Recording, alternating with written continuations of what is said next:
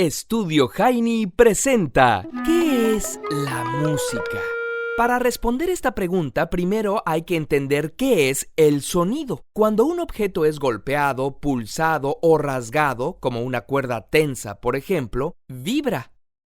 Pero, ¿por qué no oímos nada?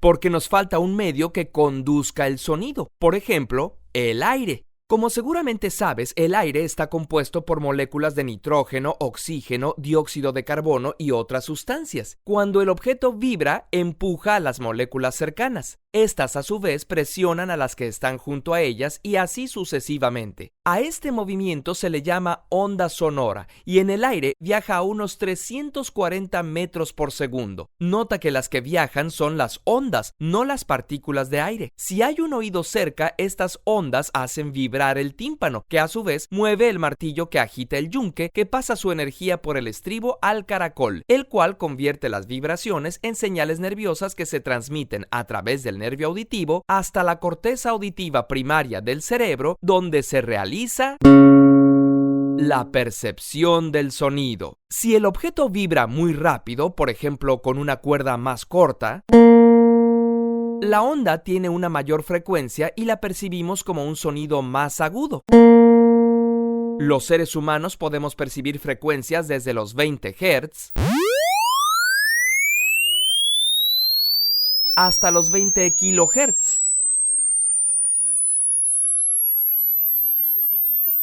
Pero otros animales tienen rangos diferentes. Los perros no pueden oír sonidos tan graves como nosotros, pero sí pueden oír sonidos tan agudos como de 45 kHz. Las ballenas pueden oír frecuencias tan bajas como 7 Hz. Por cierto, las ondas de sonido en realidad son esféricas, pero las representamos como líneas onduladas para entenderlas más fácil. Cuando hacemos música tenemos que tomar en cuenta el ritmo,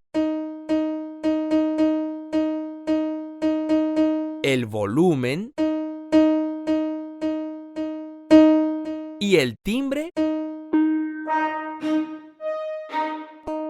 de los sonidos. Pero el elemento que más reconocemos es la melodía. Y es aquí donde los tonos son importantes. Verás, en la música no se usa cualquier tono.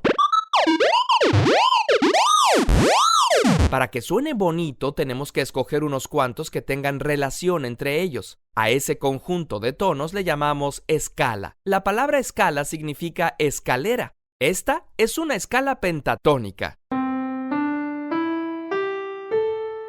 Tiene 5 tonos o notas. Si creamos patrones con estas notas, ya estamos haciendo música.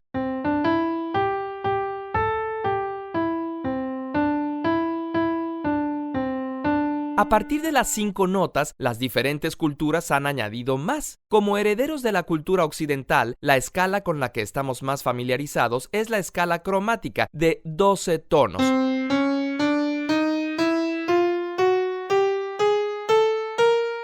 De los cuales escogemos 7. Se llama escala heptatónica o de 7 tonos. Que también es diatónica, porque usa solo tonos completos o medios tonos. Esta escala tiene 7 modos dependiendo de cómo estén distribuidos los tonos. Las escalas pentatónicas son las más antiguas y extendidas. Prácticamente todas las culturas tienen música basada en una escala pentatónica. El instrumento musical más antiguo jamás encontrado es una flauta hecha de hueso de buitre de hace 40,000 años. Tiene 5 agujeritos. Se dice que esta escala es universal y hay quienes afirman que está genéticamente programada en nuestros cerebros. El genial músico Bobby McFerrin hace un experimento en el que, después de proponer 2 notas, invita a la audiencia a que propongan la tercera. Automáticamente el público en colectivo entona perfectamente la nota que corresponde en una escala pentatónica. Afirma que ha obtenido el mismo resultado en todos los escenarios del mundo. Por eso, cuando Steven Spielberg pensó de qué manera podrían comunicarse humanos y extraterrestres, pensó en una melodía en escala pentatónica.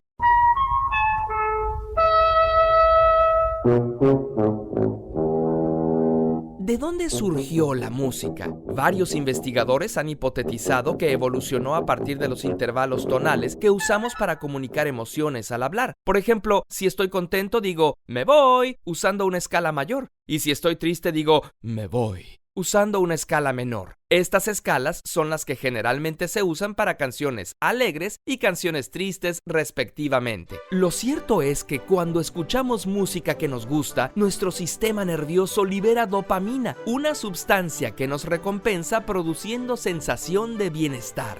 Por eso, la buena música causa adicción. Yo no sé si en civilizaciones de otros mundos existirá la música, pero yo en lo personal creo fervientemente que la música es el más grande legado de la humanidad. Curiosamente, si te gustan nuestros videos, compártelos y suscríbete. También síguenos en redes sociales.